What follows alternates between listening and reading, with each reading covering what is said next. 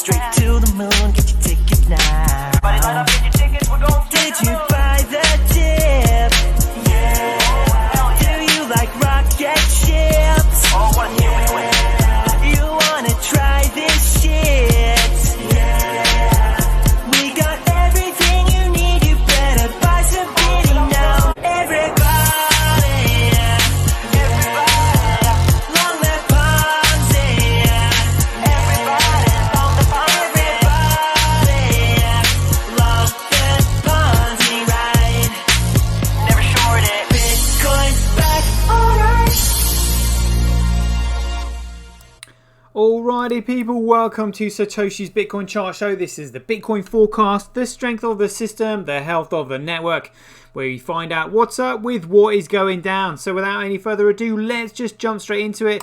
You have to excuse me if I make a few mistakes today. I am suffering from hay fever and it does affect the brain due to lack of oxygen. But anyway, check this out. Looks like we've got a new addition here in CoinDance. What is that? eCash, that's outrageous.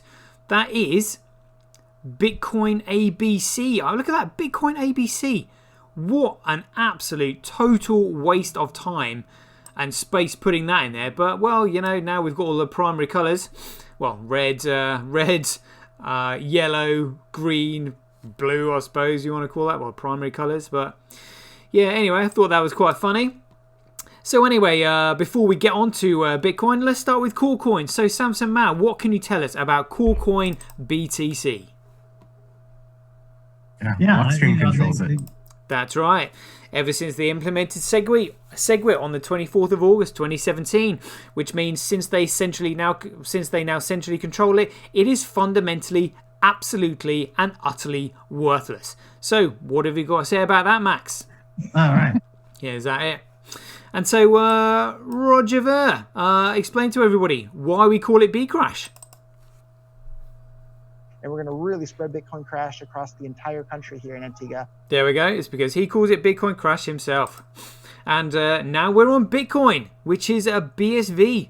So we'll just have a quick chat with Craig here. So Craig, can you tell us why you invented Bitcoin and your motivation for scaling it, putting all these transactions on chain, transaction volume, data volume, increasing the block size, getting the world to use it? Can you give us an insight? I want Bitcoin not to go up to 10,000 or 100,000. I want it to be worth millions per Bitcoin. All right. Nice one, mate. Thank you very much. That's it. And that's what we spend money for. Very simple. So simple. Why didn't I think of that? Absolutely amazing. Love it. And eCrash, what a joke that is. So look at that. Hash rate on Bitcoin, 0.55%. Network nodes, 1.85. Transactions, look at that, 51.1. Like over 50% of the transactions on the Bitcoin network on the genuine Bitcoin. Not on these two shitcoins. Beautiful. And the block size, which is data flowing through the chain, which is what Bitcoin is all about, because it is the world's most superior and largest ever created data management system. It is just absolutely phenomenal. So we're just going to have a chat with Michael Saylor here. So Michael Saylor, when we're looking at Bitcoin, you know, what sort of things should we be looking at? Big blocks. All right. Straight off the bat. What size? $100 million chunks. Nice one. Whereabouts? On the blockchain. There we go. All right, let's have a look out for these things then, shall we? So we're just going to call out the double figures here. These are megabytes. 19, 15, 23, 16, 10, 11, 10, 25, 13. Beautiful, beautiful. B-Crash, yeah, look at that. Just 185 kilobytes. I mean, they can't even... They can't even get over a megabyte blocks, and they've got, what, 32 megabyte block size? Dear, oh dear. And look at CoolCoin, even their transactions are going down. Look at that. They're having trouble actually fitting a megabyte. And comparison to Bitcoin ABC, look at that. They're having trouble actually getting even a kilobyte in their blocks. What a joke that is. Good grief.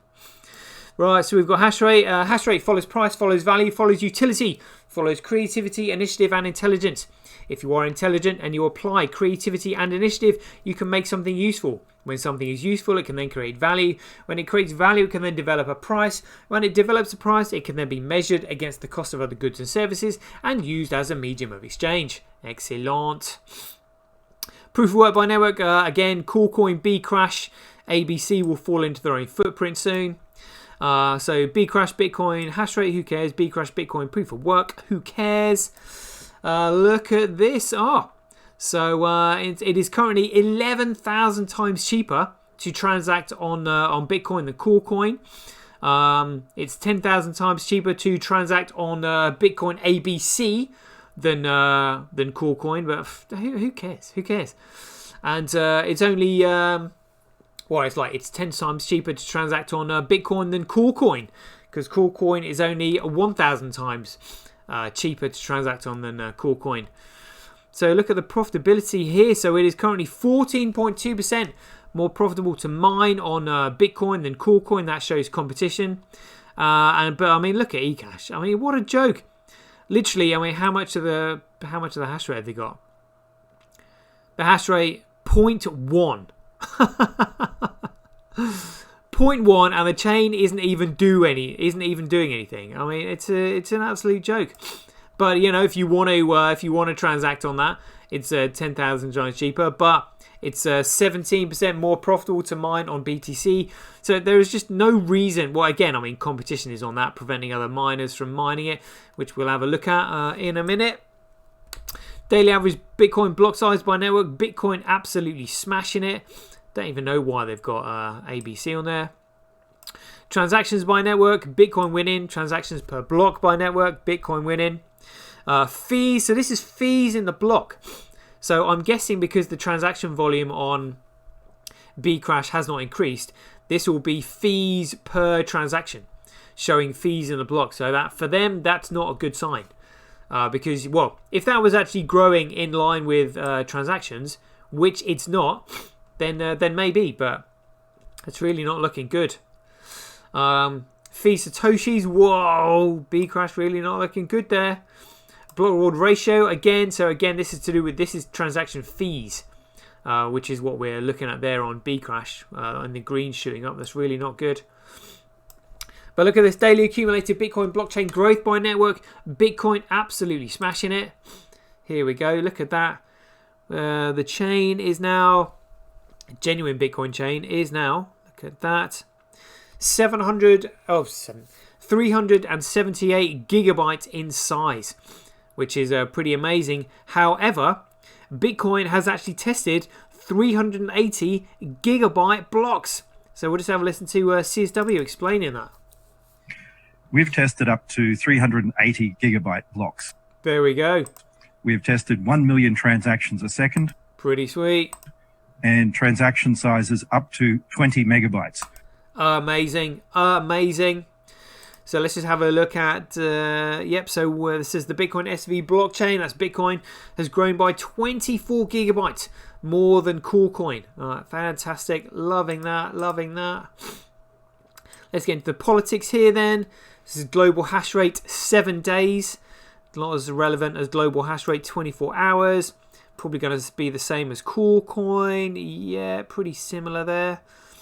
BTC.com being squeezed down into, well, up into third, but down into fifth on overall there. Interesting. Bcrash, look at this.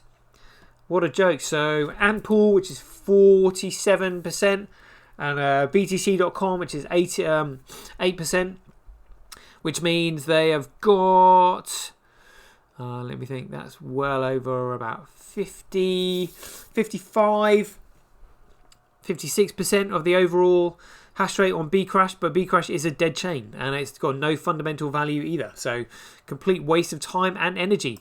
The only reason they're mining it is because of the speculative price. But as we know, when education catches up with speculation, its speculative price will soon match its fundamental value at zero. Yes, indeed. And this is a Bitcoin.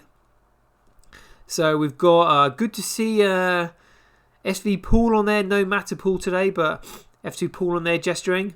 Via BTC being squeezed, that's good. And look, this is ABC. Oh my goodness me. Hathor on there, absolutely destroying it. Absolutely destroying it. Hathor with 98.6% of the hash rate on ABC.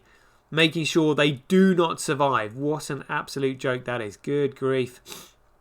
That's hilarious. But the reason we want all these shitcoiners off of the Bitcoin chain, and the reason they're trying to put all these scam coins on there, is to basically discredit Bitcoin so that, you know, it's really easy to confuse shitcoiners with shit for brains. But they're also artificially suppressing the price, which we'll look at now. So these are the short positions on Bitfinex open on Bitcoin. Starting at 91%, where are we now? 90%, what a joke.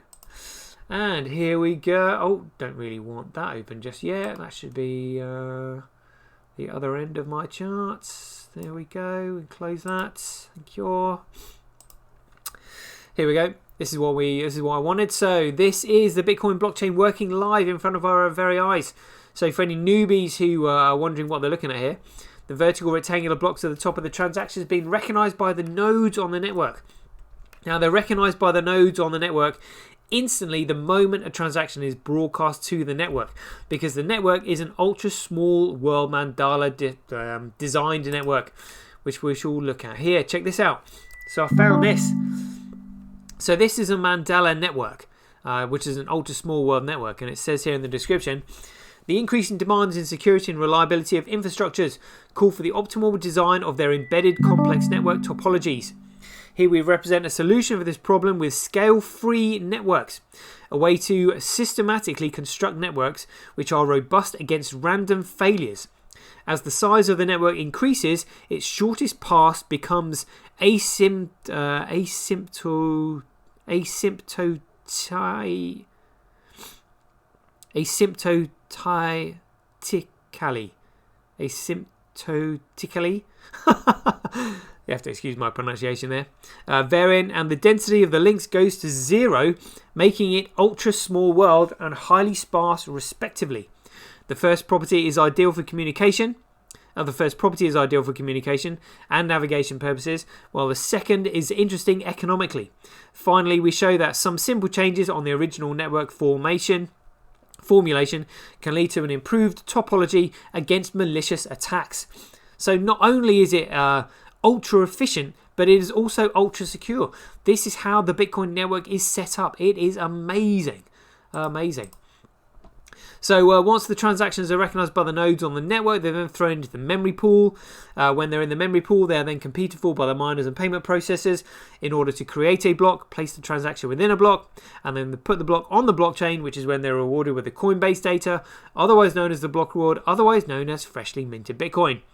And if we take this block here, you can see in the highlighted rectangular blocks below, we've got the hash of the block height, who it was mined by, size, the time, the date, the transaction count, and the total fees in the block. And as we'll listen to Laura Shin in a minute, it's these total fees in the block which will eventually surpass the block reward, as the block reward continues to get cut in half every 210,000 blocks. So we'll just have a listen to Laura Shin explaining and asking questions about this right now. Here we go.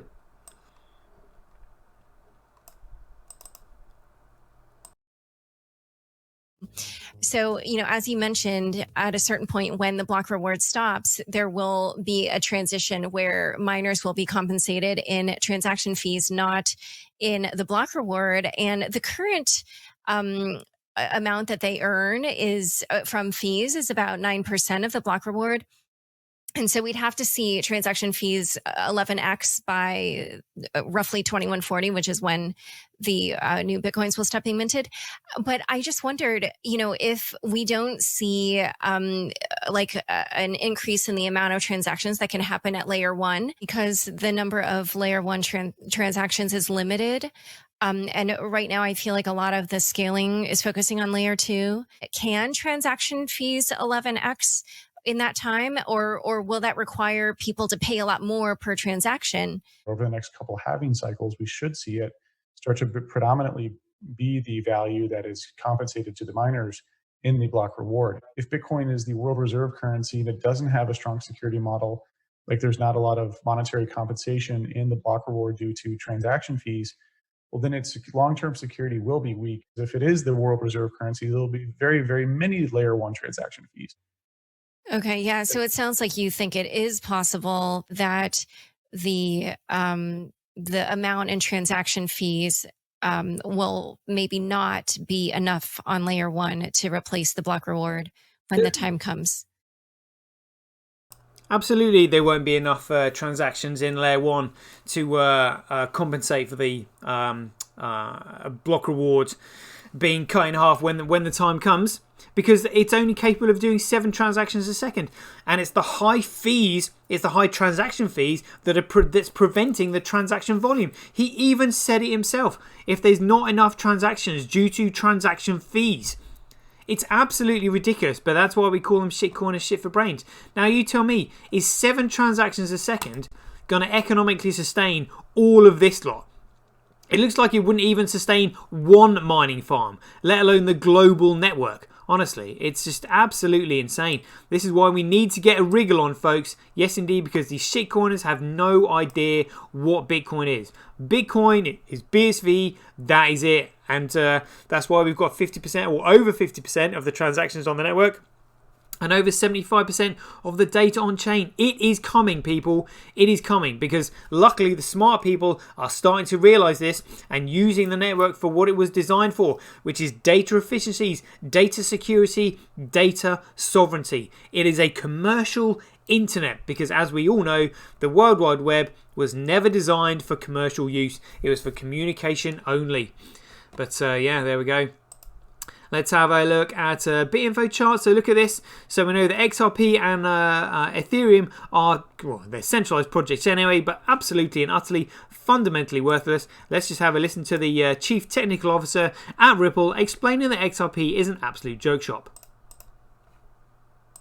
The XRP is a digital asset. It's censorship resistant. It's publicly traded. It trades on the XRP ledger. Ripple does not own or control the XRP ledger in any way. So how did Ripple then get all the XRP that it has? It has about half the supply. So just how did that particular transaction happen? So the way its design works is when the ledger first began operation, the 100 billion XRP, all that will ever exist, were sort of up for grabs. And lots of people grabbed XRP out of that system, but it just so happens that obviously, just like early miners mined, huge amounts of Bitcoin before the public knew about it or was using it, early XRP users grabbed large amounts of that pool of XRP. And so the people who developed the ledger wound up with, the vast majority of it. Yeah, that's right. So grabbing it sounds competitive, does it? Because that's the only way you can have a truly decentralized system. Oh yeah, well you can do you create it and then you just grab it. And lots of people grabbed it. That is never gonna carry any weight in front of a legislator like the SEC if they actually have a clue what they're doing, or if they have a clue, or if they know their job, or maybe if they're not corrupt anyway. What a joke. Now listen to the founders of Ethereum telling us that they knew it couldn't scale for sure. It scales somewhat. What a joke. Scales somewhat. Whatever. Plans or initial thinking. We knew it wasn't going to be scalable for sure. What a joke. Oh my god. So Bitcoin now with 12.8% of the overall transactions on the network, but they're the only transactions that actually carry any fundamental value whatsoever. The entire shit show is an absolute joke. Dear oh dear. Let's just have a look at my favorite chart, which is transactions over 24 hours, over 3 years on a log curve. Yes, indeed. The purple line is Bitcoin. Look at that. Ever since it got the protocol back from out from underneath the clutches of these nefarious entities that wanted to prevent it from scaling and then preventing it from ever being used by global trade and international commerce, because they wanted to make it illegal, i.e. looking at you, Roger Ver. So let's have a look at the scaling test network. Yeah, just checking the figures there. Beautiful. Here we go. Now let's have a look at the Terra node, and we're just going to have a listen to Steve Shadders. Take the floor, Steve. We have run this across all 10 nodes, and I have actually seen volumes in excess of 100,000 per second. I wasn't quite brave enough to try that one today, live on stage. But there we have a real-life example of a Terranode that is able to scale.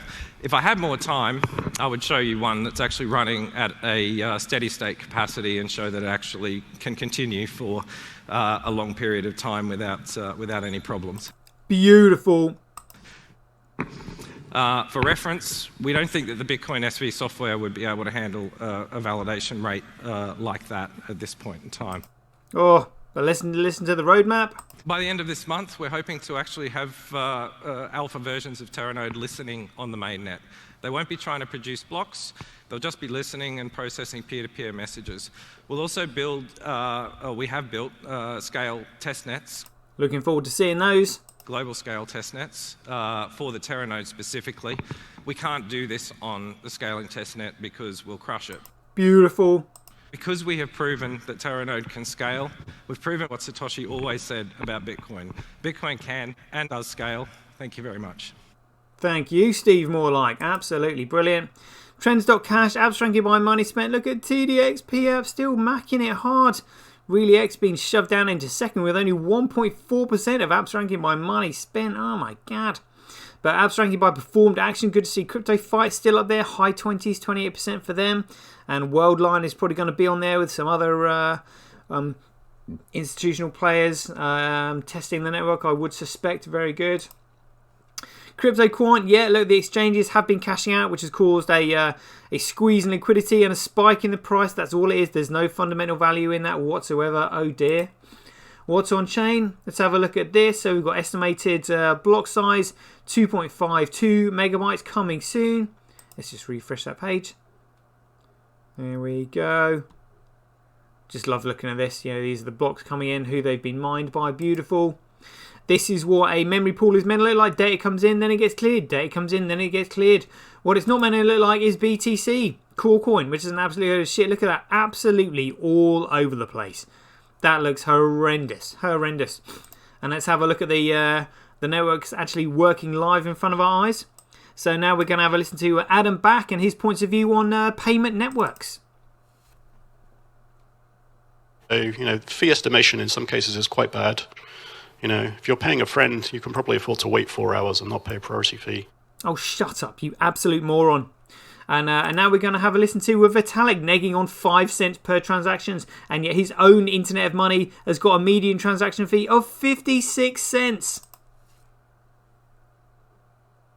The Internet of Money should not cost 5 cents a transaction. It's kind of absurd. So why does your Internet of Money cost 56 cents, Vitalik? That's even more absurd. Huh. So let's have a look at our own shit show. Look at all this money that's been printed since March 2020. In comparison, this goes right back to 1960. Look at this. 1960, right there up to 2020. Look at the amount of money that's being printed. That is absolutely outrageous. So what do we know about all this excessive money printing? What's being predicted? Statistical analysis has found that every time an empire begins to near its own demise, you'll find that its currency will be debased. Oh dear, it's not looking good, is it? So knowing that Bitcoin is the only thing that can save us, how are we feeling about it? CoinGecko, feeling good. 56%? Oh dear, oh dear. Never mind. Morning run. Oh dear, look at that. The 24-hour trade volume has gone over 3,700. Stay away from this, people. Move fast and break stuff. Does not mean breaking the law. Depth chart. So we got 7.8 million bids versus 6.3 million asks. So they're the sales versus the buyers. Very good, very good. Oh, price is on the way up at the moment. Let's look at Bitfinex. Come on, Bitfinex. Here we go. So this is Bitcoin. Look at that. Imagine picking up Bitcoin for $157. That's insane. That's insane. Let's have a look at Core Coin versus USD. See where that's going. 35,600 according to the little tab I can see there. Oh, look at that. Trending down. Shitcoin is going to be shitting themselves. Oh, dear. And let's have a look at Bitcoin versus Core Coin. Hey! On the way up, loving that, loving that. That's what we like. We'll take that every day of the week. Let's have a look at the entire crypto chart. So a core coin down 4.7%. Oh, taking a beating. It's even dropping like a stone faster than these other shit coins. Dear oh dear. And look at Bitcoin only down 2.1%. Yeah, we'll take that. Lovely, lovely. YouTube, so 568 subscribers, 64 in the last 28 days. Oh, might have to try and pick that up somewhat. Yeah, never mind.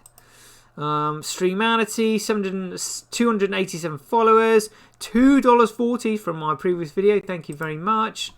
Acorn Stacks, let's have a look at Twitch new users. 36, yeah, better than nothing.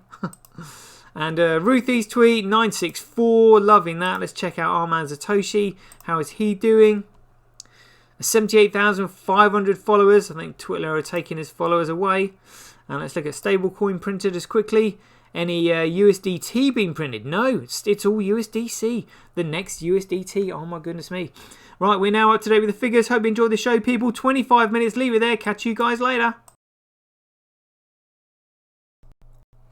Get paid for posting your pics on Relica. Download the app now at www.getrelica.com. Get your tweet etched on Twitch, forever on the Bitcoin blockchain. Do it today at www.jointwitch.com. BuyBSV.live, the best place to buy Bitcoin SV online.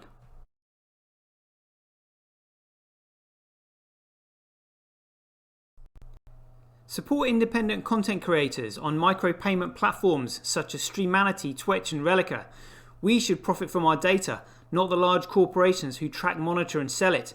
If you enjoy the Bitcoin content that I produce, please support me by heading over to www.sirtoshi.tv, where you can keep up to date with all the latest news, gossip and content as it's created. Thanks very much. To get started in Bitcoin, go to freebsv.com, where you can claim your free Bitcoin. Then head over to Twitter and follow @IamSatoshi, where you can take part in his very generous and world famous free giveaways. The future of advertising meets the power of Bitcoin at Tonic Pow. Get paid for posting advertising campaigns to your social media profiles. Go to www.tonicpowads.com.